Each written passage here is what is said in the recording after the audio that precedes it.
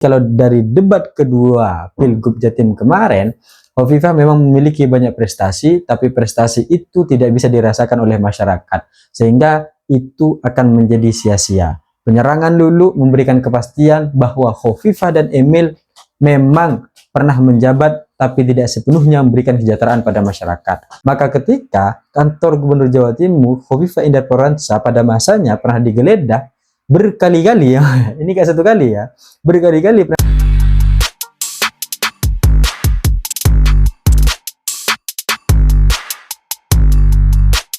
Hai kawan ghosting, ternyata kata-kata tak seindah kenyataan. Karena pada akhirnya apa yang kemudian diucapkan, apa yang kemudian direncanakan, dan apa yang kemudian disampaikan bertolak belakang dengan fakta-fakta lapangan yang ada. Debat kedua Pilgub Jatim 2024 telah berlangsung dan selesai tadi malam. Dan dari berbagai macam proses perdebatan ini, kita membicarakan tentang bagaimana kemudian tata kelola pemerintahan yang baik. Temanya adalah tentang tata kelola pemerintahan. Maka berbagai macam wahana-wahana ataupun rencana-rencana yang sudah dilakukan oleh petahana itu disampaikan. Sampai-sampai Hovifah dan Emil itu menyampaikan berbagai macam prestasi-prestasi yang didapat selama 5 tahun. Bahkan mereka telah mengantongi 700 prestasi, 700 sekian prestasi. Ini kan 700 sekian prestasi selama 5 tahun ini kan sangat menarik sekali gitu kan. Melihat dari berbagai macam track record yang ada. Tapi ini pernyataan ini langsung diserang sama Lulu gitu.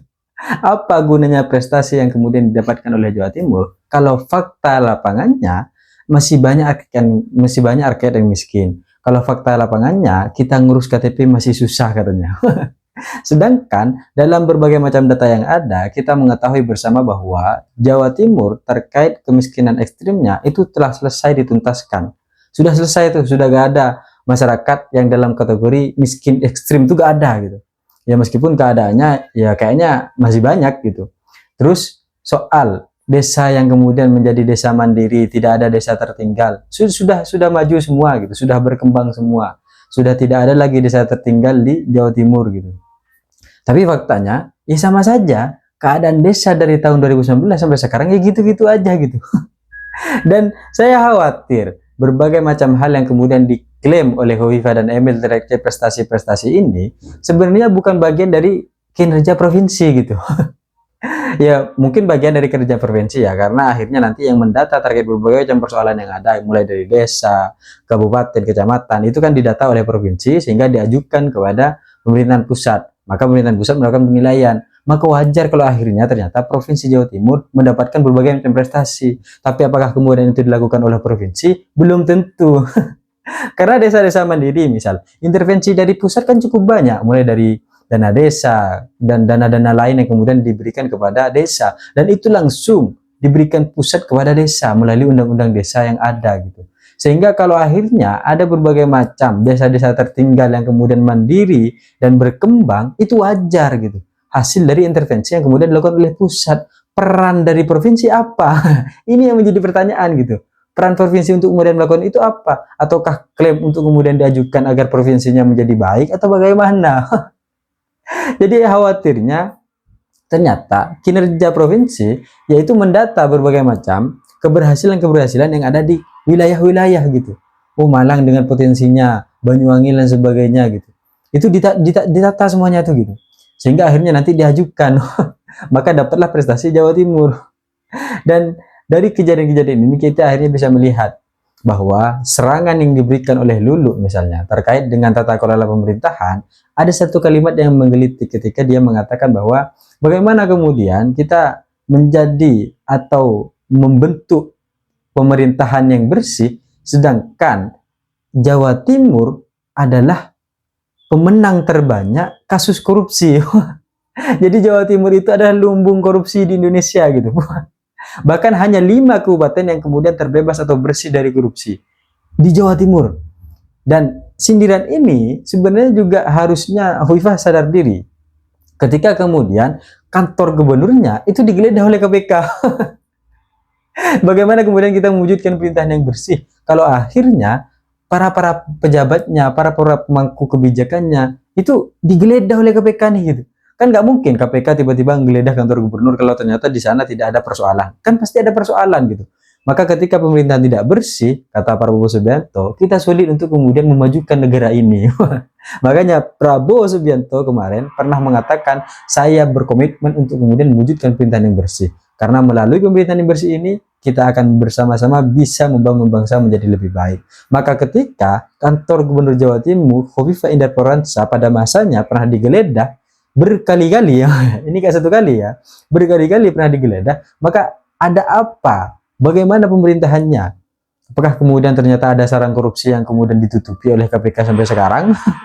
Karena lucu gitu. Dalam beberapa hari terakhir menjelang debat kedua, tidak ada berita lagi tentang kasus dana hibah gitu. Padahal sebelum-sebelumnya itu marak tuh dipanggil saksi gitu kan. Kita gak tahu kejelasan bagaimana kemudian saksi-saksi yang dipanggil, tapi malah mereschedule, merubah jadwal karena tidak bisa hadir pada saat dipanggil gitu kan. Nggak ada kabar berita lagi gitu selama 5 hari terakhir. Ini kenapa gitu? Apakah khawatir nanti dalam proses pertanyaannya ternyata ditanyakan bagaimana kemudian terkait dengan tata kelola pemerintahan yang baik kalau ternyata di sana terjadi sarang korupsi. Dan dulu juga menyampaikan bahwa ternyata ya ada sikap suzon lah kepada para penulis terkait pilgub, terkait debat kedua di Pilgub Jatim ini. Dia mengkhawatirkan bahwa para penulis ini tidak profesional, para penulis ini tidak independen gitu, mempertanyakan terkait netralitasnya. Jangan-jangan penulisnya ini mendukung Khofifah Emil gitu. Harusnya tuh di sana tuh ada satu pertanyaan, bagaimana tanggapan Khofifah dan Emil terkait dengan kantornya digeledah oleh KPK? Apakah ini menunjukkan suatu pemerintahan yang baik, tata kelola pemerintahan yang baik atau enggak? Dan dari proses debat kedua kemarin, kita tahu bersama bahwa dari yang lain hanya ada 2 kemudian penantang dan Khofifah Emil sebagai petahana. Jadi kalau akhirnya mereka menyampaikan terkait berbagai macam prestasi-prestasinya itu menjadi wajar. Terkait berbagai macam hal-hal yang pernah dilakukan itu juga wajar. Dan jangan salah kaprah bahwa apapun yang kemudian dilakukan oleh gubernur selama masa pemerintahannya itu menjadi wajar karena mereka memang diberi amanat, mereka punya anggaran. Jadi kalau akhirnya terjadi pembangunan, terjadi berbagai macam hal yang kemudian diberikan kepada masyarakat, itu memang tugas gubernur, bukan hanya prestasi Khofifah dan Emil, tapi prestasi sebagai gubernur. Dan apakah kemudian akhirnya itu adalah kinerja yang dia lakukan, mereka lakukan bersama? Belum tentu juga gitu. Karena bisa jadi klaim koordinasi dan komunikasi antar pusat dan daerah, ya itu hanya sekedar klaim saja gitu. Wajar kalau akhirnya Jawa Timur ditetapkan sebagai apa namanya perputaran ekonomi atau hal-hal lain gitu. Itu kan memang program yang kemudian dibaca oleh pusat. Tapi bagaimana kemudian pengimplementasian yang ada di bawah ini berjalan? Nah, itu yang kemudian menjadi pertanyaan. Oke, kita mendapatkan investasi dan sebagainya. Tapi bagaimana kemudian angka pengangguran itu selesai di Jawa Timur? Maka ketika kita berbicara soal data-data yang ada gitu, harusnya ada kepastian yang jelas ketika Khofifah menyampaikan terkait berbagai macam desa-desa yang ada, kemiskinan-kemiskinan yang ada. Ya ditargetkan saja. Kalau dengan berbagai macam proses keberhasilannya di masa lalu dengan sekian persen misal, maka harusnya tahun sekian itu sudah selesai. Dengan apa? Rencananya A, B, C, D, E. Itu kan yang kemudian tidak tampak untuk kemudian disampaikan oleh Khofifah Emil.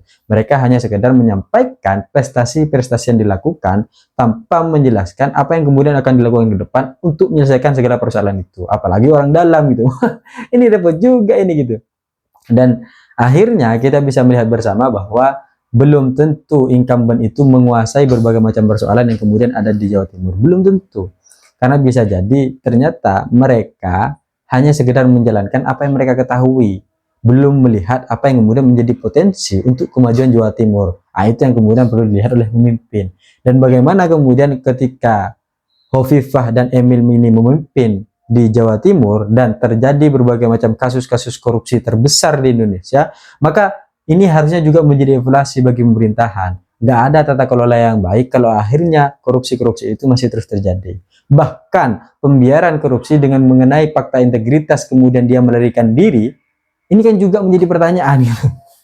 Kalau pada akhirnya ternyata kasus dana hibah selesai dan orang-orang tersangka ditetapkan tapi Khofifah dan Emil tidak terlibat, maka fakta integritasnya adalah untuk pelarian dia agar tidak terlibat dalam korupsi dana hibah. Karena dia sudah tahu sejak awal bahwa ini akan berpotensi nih untuk dikorupsi nih gitu. Sehingga hal-hal demikianlah yang kemudian juga perlu diperhatikan, perlu ditegaskan bahwa kita bukan hanya sekedar menjalankan, tapi memastikan bahwa itu berjalan dengan baik. Kan itu pada intinya sebagai seorang pimpinan. Ini kemudian perlu dilihat. Jadi kalau dari debat kedua Pilgub Jatim kemarin, Hovifah memang memiliki banyak prestasi, tapi prestasi itu tidak bisa dirasakan oleh masyarakat, sehingga itu akan menjadi sia-sia. Penyerangan Lulu memberikan kepastian bahwa Hovifah dan Emil memang pernah menjabat, tapi tidak sepenuhnya memberikan kesejahteraan pada masyarakat. Maka ketika Risma berdiri dengan segala latar belakangnya yang terkenal ketika dia menjabat oleh Kota Surabaya, ini harusnya menjadi modal yang baik bagi Risma dan Gus Han untuk memimpin Jawa Timur. Sehingga dari kejadian debat kedua Pilgub Jatim kemarin, Lulu yang kemudian menyerang Hovifah, dan Hovifah harusnya turun secara penglihatan gitu kan, secara secara elektabilitas dan sebagainya harusnya turun gitu. Dan ketika itu terjadi, evaluasi yang diberikan Lulu kepada Hovifah atas prestasi-prestasi yang dilakukan, maka jawaban untuk membaikinya adalah Risma dan Gus Han. Jadi apapun yang kemudian terjadi dalam proses ke depan, pemilihan dan pencoblosan terkait Pilgub Jatim sudah semakin dekat, bahkan 3 minggu lagi kita akan melakukan pencoblosan. Maka berikan suara terbaik untuk kemenangan masyarakat Jawa Timur dan kesejahteraan masyarakat Jawa Timur. Saya pikir itu cita-cita saya, ingin seperti Gibran, tapi saya sadar diri dan sadar posisi. See you, korban ghosting.